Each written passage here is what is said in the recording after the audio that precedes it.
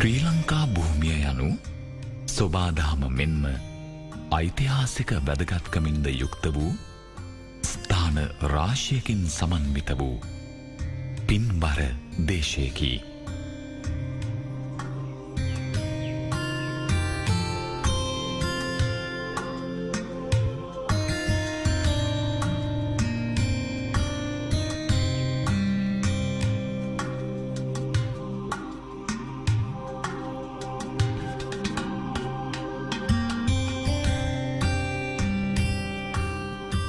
Indian සාගරයේ පිහිටා ඇති කුඩා දිවයිනක් මුවත් මේ බිමේ ඇති වටිනාකම මෙන්ම සුන්දරත්වයද වචනාර්ථයෙන් විස්තර කළ නොහැකි විශිෂ්ට වූ දසුනකි.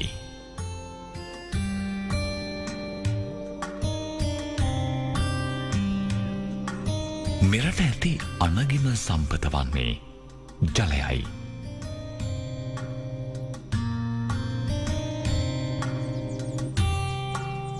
මේ හේතුව නිසා රජරට ප්‍රදේශය වැව් බැඳි රාජ්‍ය ලෙසද හඳුන්වනු ලැබේ.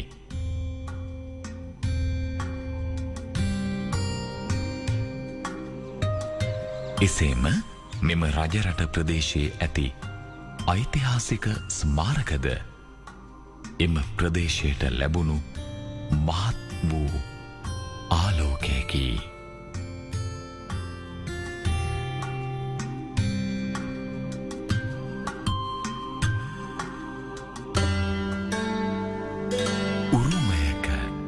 මහිම රජරට ස්මාරක.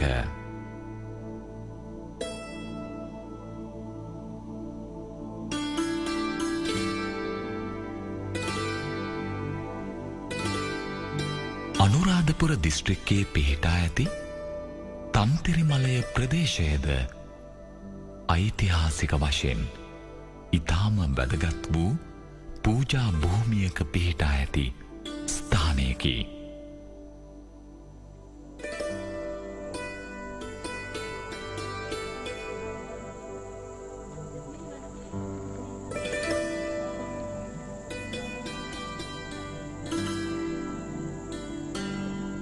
මෙම පූජා භූමිය අනුරාධපුරයේ සිට මහාවිලච්චිය පාරේ කිලෝමීටර් 40ක් පමණ ගිය පසු දැකගත හැකි වේ.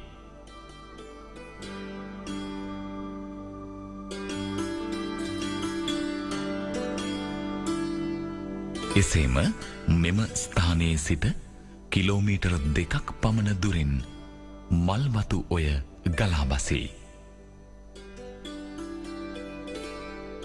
වසර දහස් ගණනක් පුරා ගලා බසින මෙම මල්වතු ඔය කේන්ද්‍ර කොටගෙන ඈත අතීතයේ පටන් මෙහි ජනාවාස ඇතිවිය.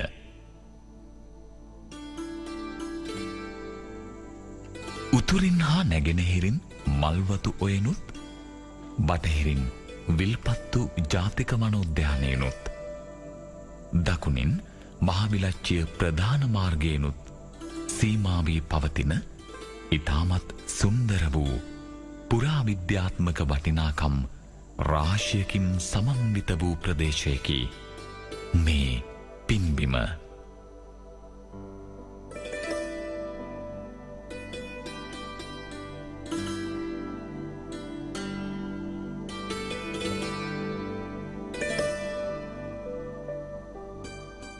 අපි මේ ඉන්නේ වසර මිලියන 1500ත් 4600ත් අතර කාලේ නිර්මාණය වෙලා තියෙන ප්‍රාග් කේම්බිය යුගයට අයිති පාෂාණ සංස්ථාවකින් හැදිලා තියෙන තන්තිරිමලේ පුරාවිද්‍යා ස්ථානය. ඉතා ඈත අතීතයේ සිටම මානව ජනාවාසකරණයන් පිළිබඳ තොරතුරු තන්තිරිමලේ විහාරයත් ඒ අවට ප්‍රදේශයෙන් ලැබිච්ච පුරාවිද්‍යා සාධකවලුත් මේ වෙනකොට තහවුරු වෙලා තියෙනවා. ඒ නිසා මේ ප්‍රදේශයේ ඉතිහාසය ප්‍රාග් ඓතිහාසික යුගයෙන් ආරම්භ වෙලා පූර්ව ඉතිහාසය, මුල් ඉතිහාසය, මධ්‍ය ඉතිහාසය සහ පශ්චාත් ඓතිහාසික යුගයේ දක්වා විකාශනය වීමක් අපට හඳුනා ගන්න පුළුවන්. තන්තිරිමලය පුරාවිද්‍යා ස්ථානය පිළිබඳව අපි කතා කරනකොට මේ තන්තිරිමලය කියන නම නිර්මාණය වීම සම්බන්ධ තොරතුරුත් විමර්ශනය කිරීම වැදගත් වෙනවා. සාහිත්‍ය මූලාශ්‍රය විශේෂයෙන්ම වංශ කතා ඒකම මේ ප්‍රදේශයේ තියෙන ජනප්‍රවාද අනුව මේ තන්තිරි මලය කියන නම නිර්මාණය වීම සම්බන්ධ තොරතුරු රාශියක් තියෙනවා. මහාවංශයේ 19 වෙනි පරිච්ඡේදයේ සඳහන් වෙනවා මේ තිවක්ක බමුණුගම පිළිබඳ තොරතුරු. තිවක්ක බමුණුගම කියලා කියන්නේ සංඝමිත්තා මෙහෙණින් වහන්සේ ජම්බුකෝල පట్టණයේ ඉඳලා ශ්‍රීමා බෝධියේ වැඩම කර වූ මාර්ගයේ තිබිච්ච මෙහෙණින් වහන්සේ රාත්‍රිය ගත කර නවාතැන් වෙච්ච ස්ථානයක්. එතකොට මේ තන්තිරි මාලය මේ තිවක්ක බමුණුගම ආශ්‍රයෙන් නිර්මාණය වුණා කියලා මතයකුත් විද්වතුන් අතර තියෙනවා. එසේම මෙම ප්‍රදේශයේ තන්තිරි නම් වූ සමනල විශේෂයක් සිටීම හේතුවෙන්ද තන්තිරි මලය නමින් ප්‍රසිද්ධියට පත් වූ බවට තවත් මතයක් පවතී.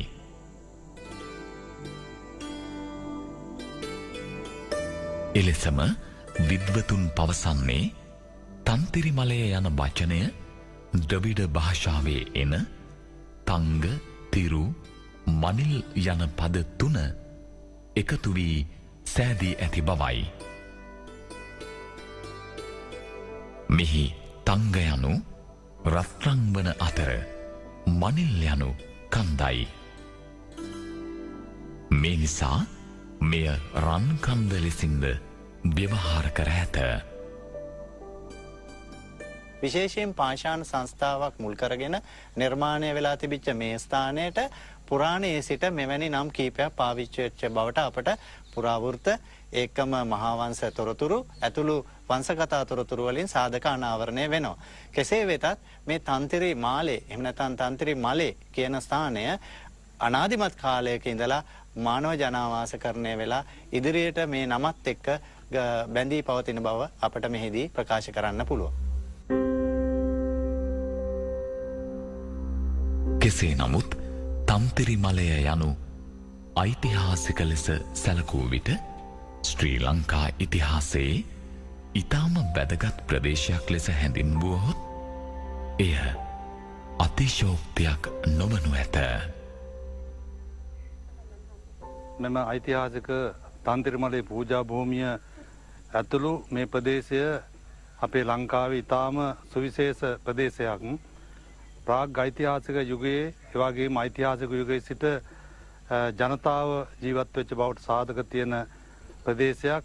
ඒ අතර මෙම අක්කර 270කින් යුක්ත මහා කළුගල් තලාවක ස්වාභාවික පොකුණු ආදියෙන් සමන්විත වෙච්ච මේ පූජා භූමිය අනුරාධපුර නගරයෙන් බටහිර පැවතුන විශාලතම පුණ්‍ය භූමිය හැටියට ඒ යුගයේ තිබිලා තියෙනවා.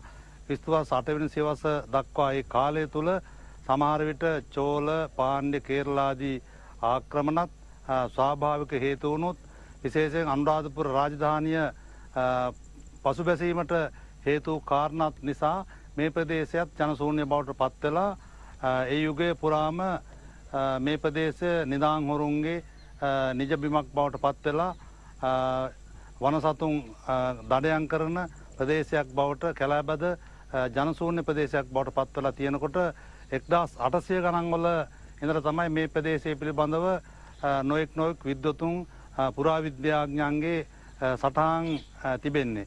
ඒ සටහන් සමග අපේ අපවත් විවාදාල නායක හාමුදුරන් වහන්සේ 1960 වර්ෂයේ පමණ ඝන වනාන්තරයක් වශයෙන් තිබිච්ච මේ ප්‍රදේශයට වැඩම කරලා මේ පෞරාණික වස්තුන් දැකලා මේ සියල්ල අනාවරණය කරගෙන ආරක්ෂා කරන්නට ඕනේ අපේ ශ්‍රී ලාංකික ජනතාවට ඉදිරි කරලා දෙන්න ඕනේ කියලා සිද්ධාස්ථානයත් දියුණු පවුණු කරන අතරතුර අර තිබුණ පැරණි වැව් වමුණු සියල්ල අලුත් වැඩියා කරමින් ඊටාම දුගී දුප්පත් ජනතාව ගෙනවිල්ලා ඒ ගම්මානවල පදිංචි කරවලා දැන් මේ වෙනකොට ගම්මාන 82ක වැව් 82ක් යටතේ විශාල ජනතාවක් පදිංචි කරවලා දියුණු ප්‍රදේශයක් බවට පත් කරගෙන යනවා.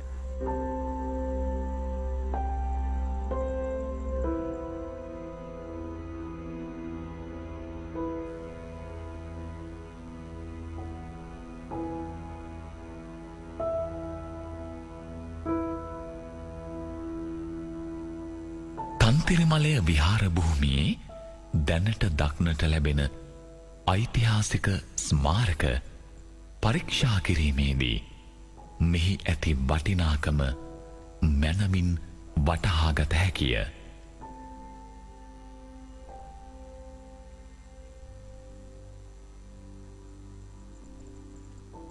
මෙයින් පෙන්නුම් කරන්නේ බොහෝ ඈත අතීතයේ පටන් දියුණු ජන සමූහයක් මෙම ප්‍රදේශවල ජීවත් වූ බවයි. මෙය ඉතිහාසය විසින් රටේ අභිමානය ලොවටම කියා දුන් වැදගත් පණිවුඩයකි.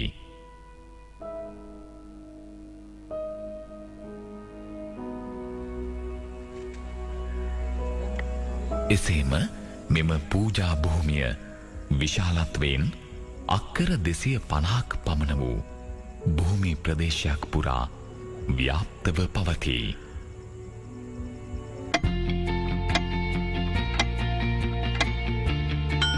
CDD රන්නය රැප්පාමකට රුපියල් 63,300ක් CDD ඔබේ හිතවතා.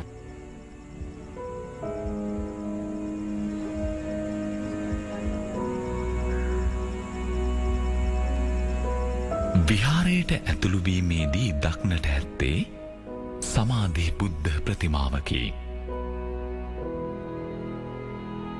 මෙම ප්‍රතිමාව පසු කළ විට පළමුවෙන්ම අප නෙත ගැටෙන්නේ විශාල ගල් තලාව මස්තකයෙහි පිහිටා ඇති අෂ්ටඵල බෝධියයි.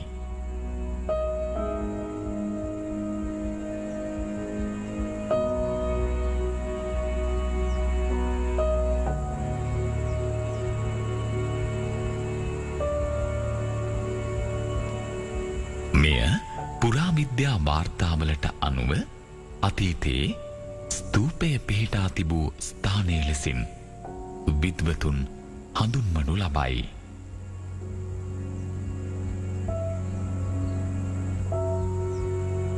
එසේම වර්තමානයේ බෝධි ගරයක් ලෙස පිළිගැනුණද මෙම ස්ථානයේ සැබැවින්ම ස්තූපයක් තිබී ඇති බවට මෙහි ඇති අවශේෂ වූ ලක්ෂණවලින් මූර්තිමත් වන බවද ඔවුන්ගේ අදහසයි.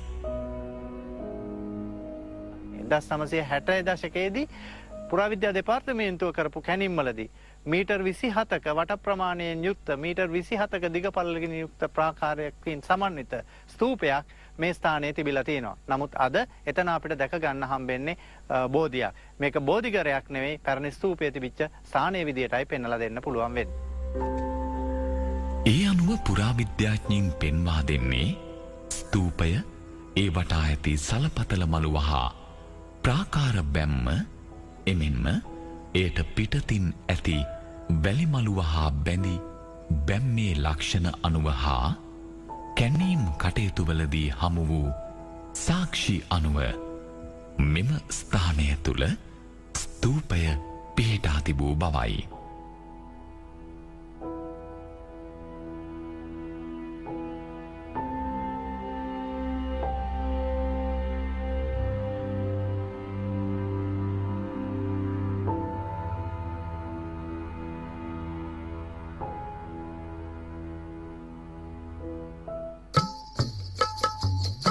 උරුමයක මහිම රජරට ස්මාරයක මහිම රජරට ස්මාරක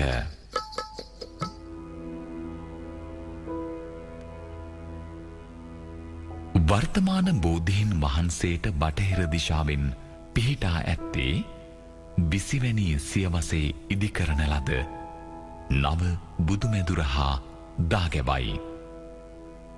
එය අද මේ ආකාරයෙන් දිස්වේ.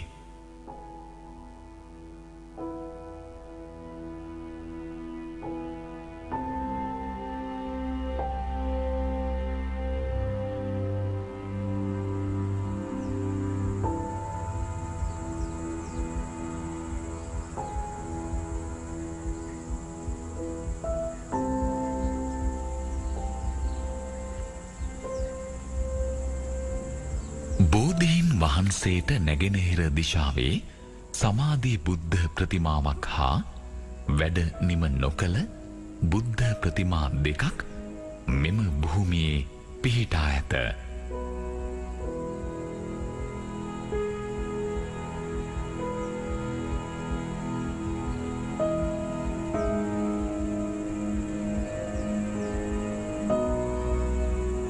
මෙම ස්ථානයට ඇතුළු වන පියගැට පෙළ පිහිටි ගලේ නෙලා ඇති අතර පියගැට පෙළෙන් පිළිමය සහිත පිළිම ගෙයට ඇතුල්වීමේදී දැනට ශේෂව ඇති ශිලාමය උළුවස්ස මෙලෙසින් දිස්වේ.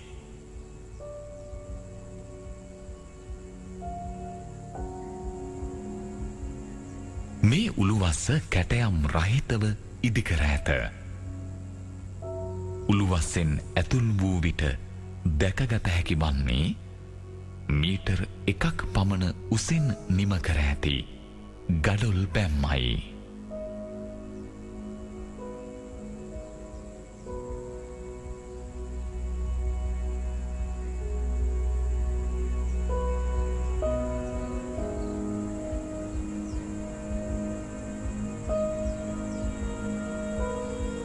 ඉන්පසු දැකගත හැකි වන්නේ අර්ධ උන්නත කැටයමින් නෙලා ඇති මීටර් 2ක් පමණ උසකින් යුක්ත වූ සමාධි මුද්‍රාවෙන් වැඩ සිටින පිළිම වහන්සේයි.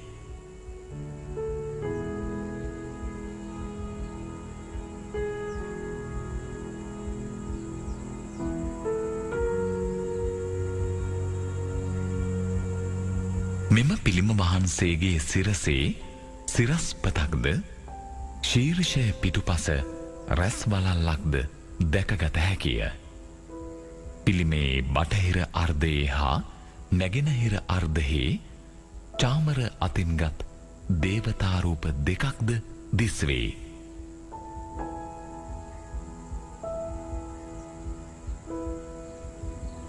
එමෙන්ම දෙපාවලින් සිටගත් අර්ධ උන්නත සිංහරූප දෙකක්ද දැකිය හැකි වේ.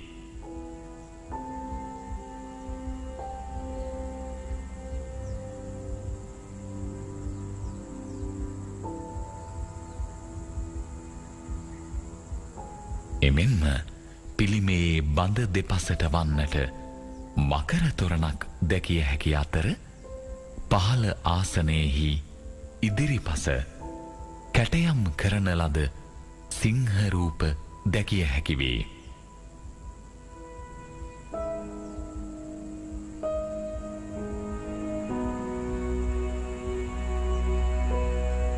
එසේම මෙම ප්‍රධාන පිළිමගේට පිටතින් පර්වත බෑවුමේ අඩක් නිම කළ පිළිම වහන්සේලා දැකගත හැකි වේ.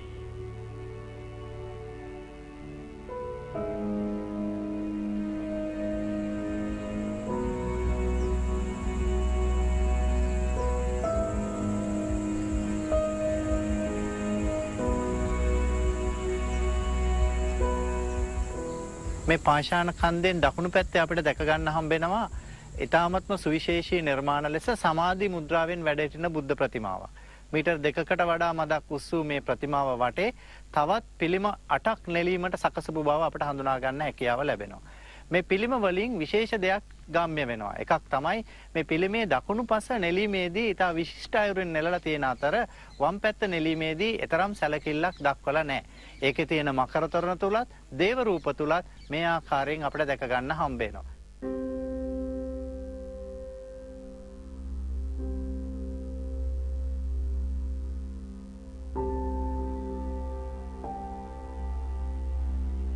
වර්තමාන බෝධීන් වහන්සේට උතුරු දෙසින් ස්වාභාවික පර්වතයේ දල බෑවුමක් තුළ සැතපෙන බුද්ධ ප්‍රතිමා වහන්සේ නමක් නිර්මාණය කර ඇත.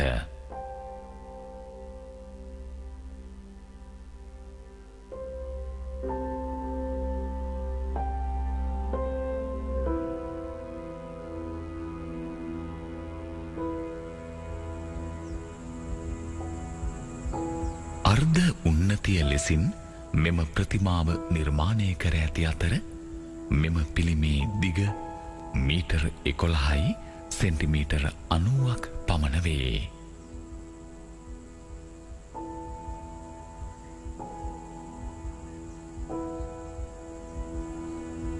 ප්‍රතිමාවේ ශීර්ෂයට හා ශීර්ෂය තබන ලද කොට්ටේටද විශාල ලෙසින් නිදන් හොරුන් විසින් හානි සිදු කර ඇත.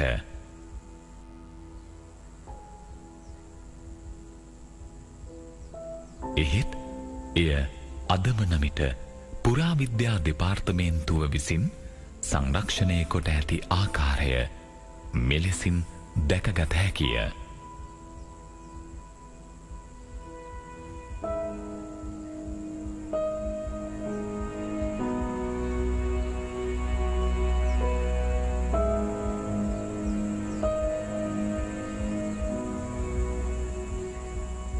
මේක පොළොන්නරුවේ උත්තරාරාමයේ එහෙම නැත්නම් ගල් විහාරයේ දැක ගන්න හම්බෙන ප්‍රතිමාවට සමාන ලෙසයි දකින්න ලැබෙන්නේ. නමුත් මේ ප්‍රතිමාවේ දකින්න හම්බෙන විශේෂ දේ තමයි අර මූලාශ්‍ර විශේෂයෙන් මේ වාස්තු විද්‍යා ප්‍රතිමා ලක්ෂණ නිර්මාණ ග්‍රන්ථවල බිම්බමානය එහෙම නැත්නම් ශාරිපුත්‍රයේ දැක්වෙන නවතාල දසතාල එහෙම නැත්නම් චතුර්මාන විද්‍යා ශාස්ත්‍රානුකූලව නොවන ලෙසයි මේ පිළිම නිර්මාණය කරලා තියෙන්නේ කියලා තමයි විද්වතුන්ගේ මතය තියෙන්නේ. විශේෂයෙන්ම 8-9 සියවස් වෙනකොට අනුරාධපුර රාජධානිය බිඳ වැටීමට ලක්වීම තුළ මේ ශිල්ප කර්මාන්තවල බිඳ වැටීමකුත් මේ තුලින් දැක ගන්න හම්බ වෙනවා කියන එකයි. කොහොම වුණත් මේ ප්‍රතිමාව විශිෂ්ට නිර්මාණයක් විදියට අපිට පෙන්වන්න පුළුවන්.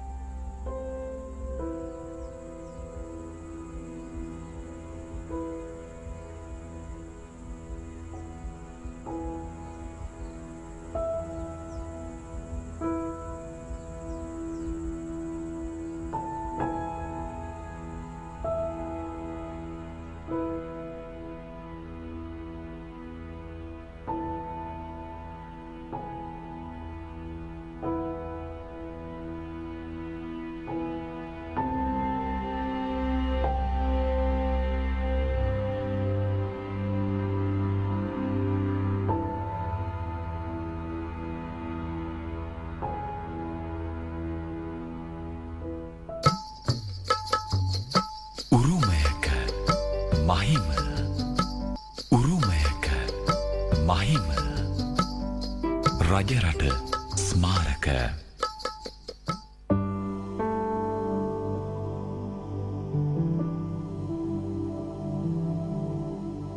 වර්තමාන බෝධිඝරයට මදක් පහලින් පිහිටා ඇති පුරාවිද්‍යා නටඹුන් කිහිපයක් දැකිය හැකි මෙම ස්ථාන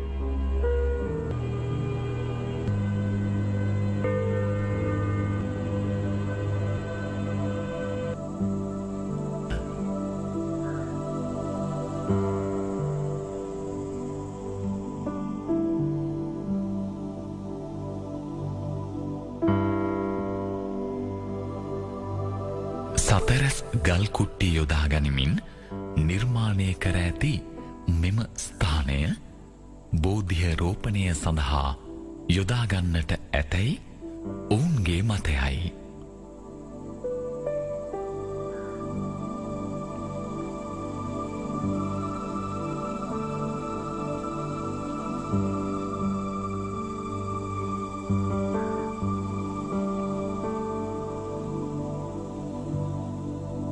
තන්ත්‍රිමලය රජමහ විහාරයේ දැක ගන්න හම්බෙන පූජනීය වාස්තු විද්‍යා නිර්මාණ අතර බෝධිඝරයේ ඉතා සුවිශේෂ නිර්මාණයක්.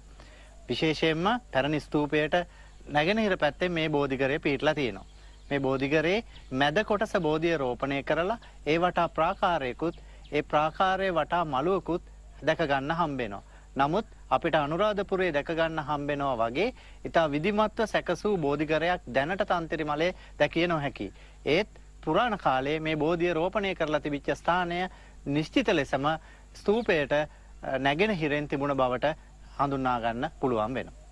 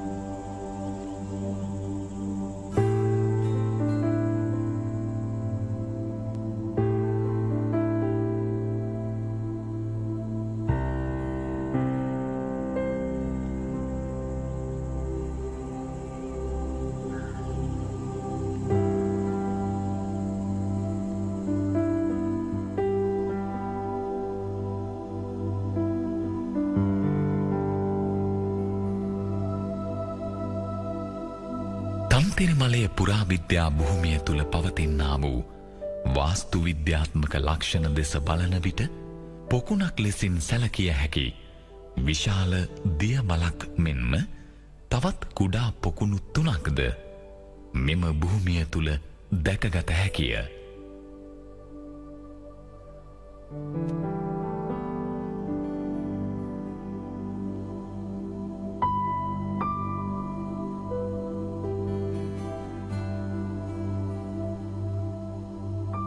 මෙම භූමියේ අතීතයේ විසූවන්ගේ ජල අවශ්‍යතා පිරිමසා ගැනීම උදෙසා මේවා භාවිත කරන්නට ඇතැයි විශ්වාස කළ හැකිය.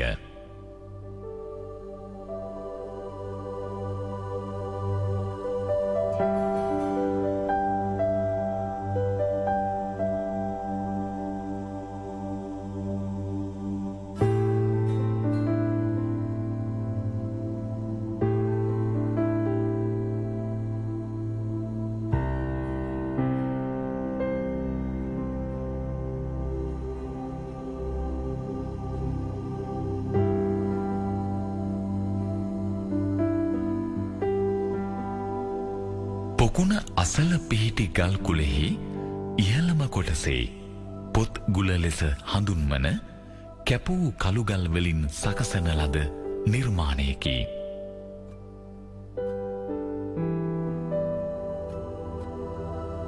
ගලින්ම නිම වූ වහලක් ඇති මෙම ගොඩනැගිල්ලෙහි උතුරු දෙසට වන්නට දොරටුවක් ඇත.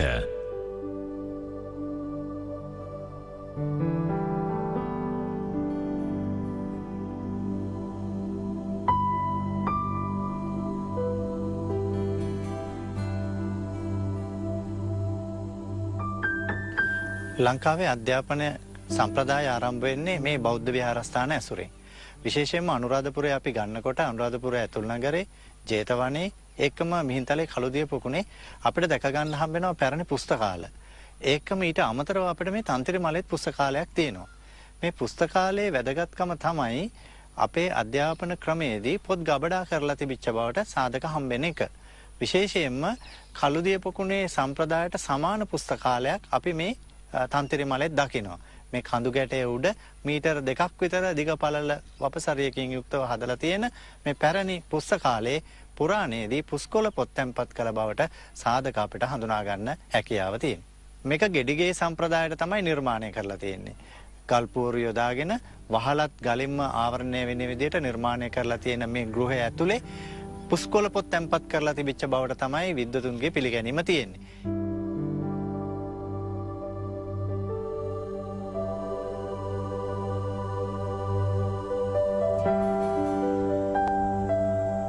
ඒ අතරින් අපිට පේනවා පල්ලෙහා තියෙනවා තවත් පර්වතයක් කපලා පර්වත කත සම්ප්‍රදායේ ලෙන්නාරාමයක් නිර්මාණය කරලා තියෙනවා. මේකෙන් අදහස් කරන්නේ භික්ෂුන් වහන්සේලා නේවාසික සිට තැනක් විදිහට නෙමෙයි. මෙතන පාවිච්චි කරන්න ඇතයි කියලා විශ්වාස කරන්නේ උඩ තියෙන පුස්තකාලයේ පොත් පල්ලෙහාට ගෙනල්ලා මේක කියවීම් ශාලාවක් විදිහට මේ පල්ලෙහා තියෙන ලෙන මේ පර්වත කත ලෙන භාවිතා කර බවට තමයි උගතුන්ගේ පිළිගැනීම වෙන්නේ.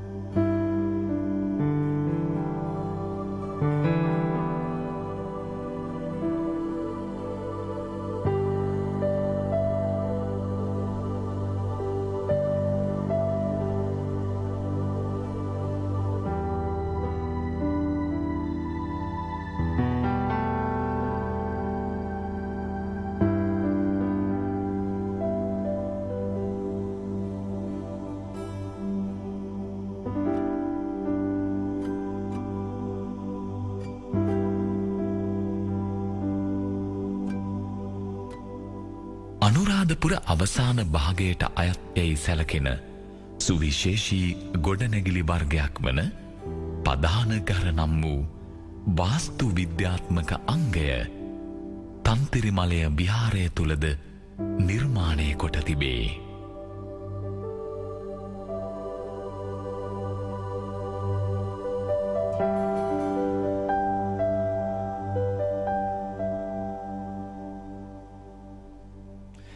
බෞද්ධ සංඝාරාම මෙරටේ ආරම්භ වෙන්නේ මහින්ද මහරහතන් වහන්සේ බෞද්ධාගම මෙරට ගෙනාවයින් පස්සේ.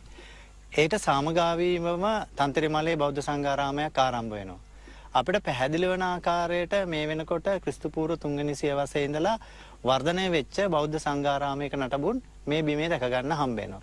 ආරම්භයේදී ලෙන් ආරාමයක් විදිහට ආරම්භ වෙච්ච මේ විහාරේ හිටපු භික්ෂූන් වහන්සේලා ගොඩාක් වෙලාවට ඓන්ද්‍රිය වනබද එහෙම නැත්නම් මේ කඳු ආශ්‍රිත පරිසරයක ලෙන් ආශ්‍රිතව ජීවත් වෙලා තියෙනවා. ඊට පස්සේ මේ භික්ෂුන් වහන්සේලා ක්‍රමානුකූලව පිණ්ඩපාතික භික්ෂුන් බවට පත්වෙච්ච බවට අපිට සාධක තියෙනවා.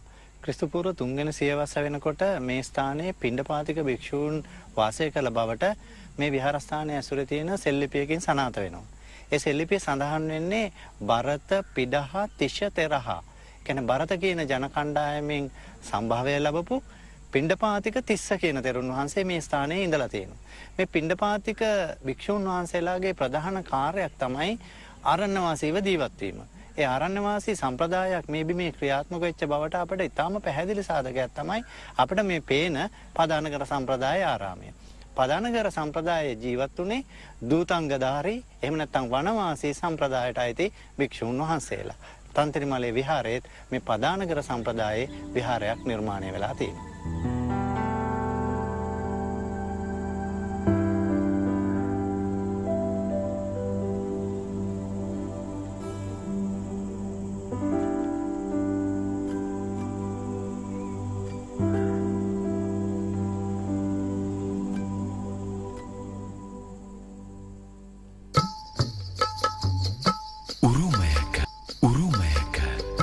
මහිම රජරට ස්මාරක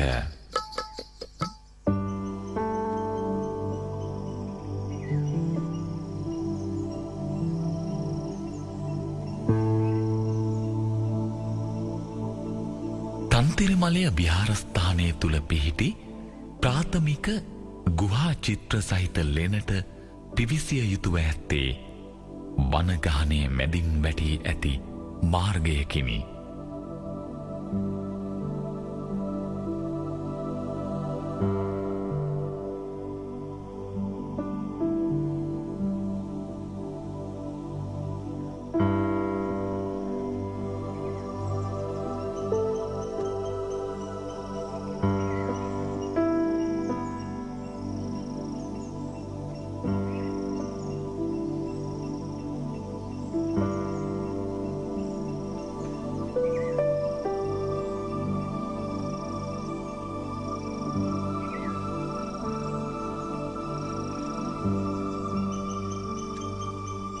මෙලෙස කටාරය කොටා ඇති මෙම ගල්ගුහා ප්‍රාග් ඓතිහාසික යුගයට අයත්යයි අනුමාන කරනු ලැබේ.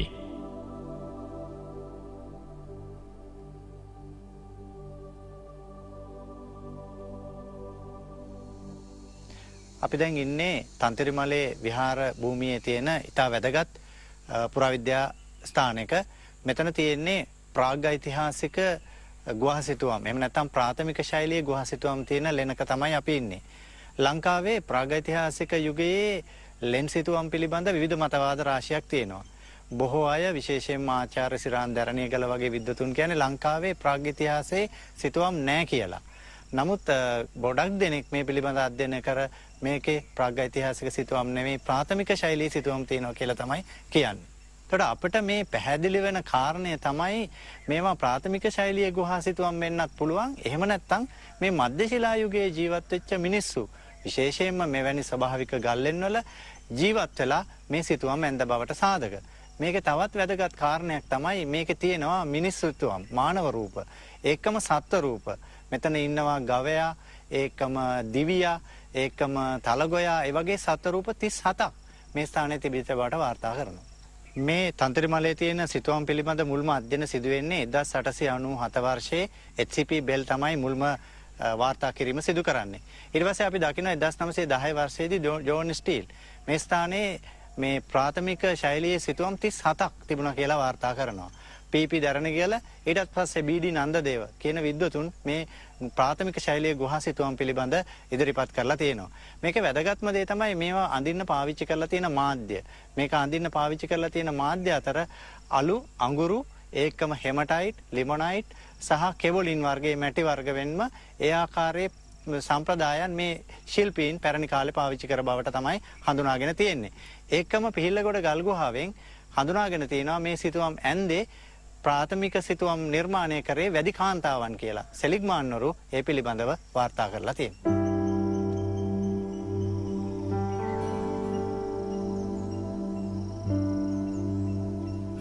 මෙම ලෙන්වල ඇඳ ඇති චිත්‍ර මෙම භූමිය නැරඹීමට පැමිණෙන ජනයා විසින් දෑතින් ස්පර්ශ කිරීම හා ඒ මත කුරුටු ගෑම නිසා අද වන විට මෙම සිතුවම් විනාශ වෙමින් පවතී.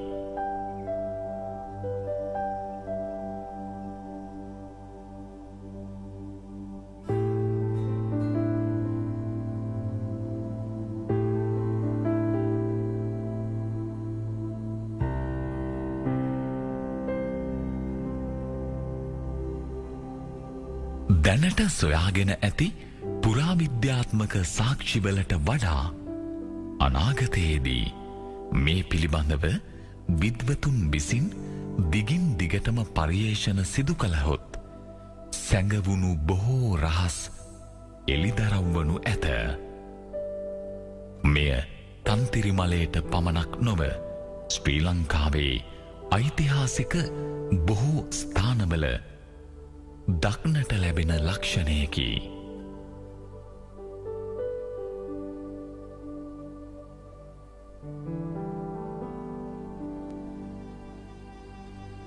මෙවැනි ශ්‍රේෂ්ඨ වූ අඛණ්ඩ ඉතිහාසයක් ඇති ප්‍රදේශයක වර්තමාන ජන ජීවිතයේ දක්නට ලැබෙන්නේ ඉතාමත් සෝචනීය වූ තත්වයකි.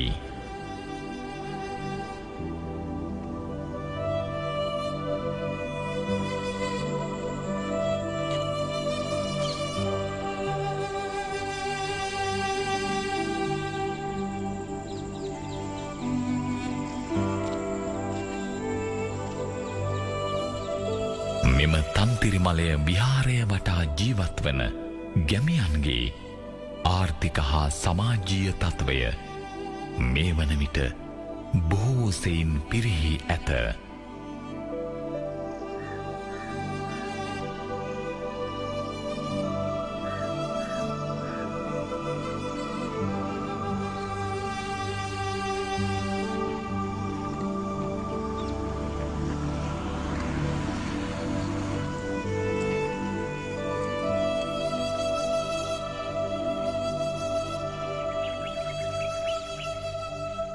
කුඩා දරුවන්ගේ අධ්‍යාපන කටයුතු පමා අති දුෂ්කර වී ඇත.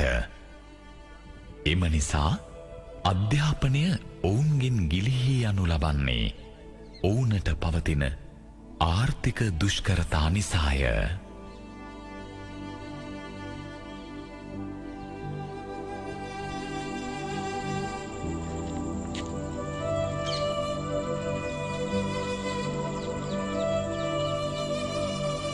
කෘෂිකාර්මික ප්‍රදේශයක් වූ තන්තිරිමලය ජනතාවගේ දෛනික කටයුතු පවා බොහෝ පිරිහි ඇත්තේ කාගේ වරදක් නිසාද?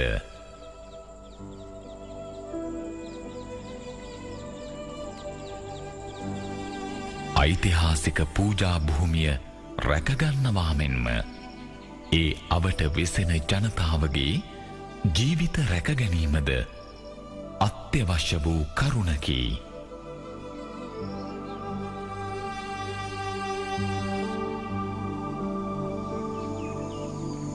එම ජනතාව මෙම ප්‍රදේශය අතහැර ගියහොත් මෙවැනි ඓතිහාසික වූ සිද්ධස්ථානද රැකබලා ගැනීමට කිසිවෙකු ඉතිරිවන්නේ නැත.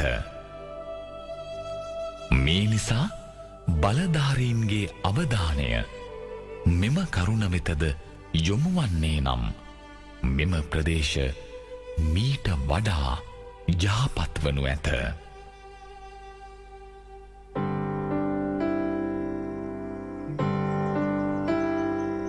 මෙම සියලුම ඓතිහාසික සාධකවල ගැබ්වූ විශේෂිත වූ කරුණක් ඇත.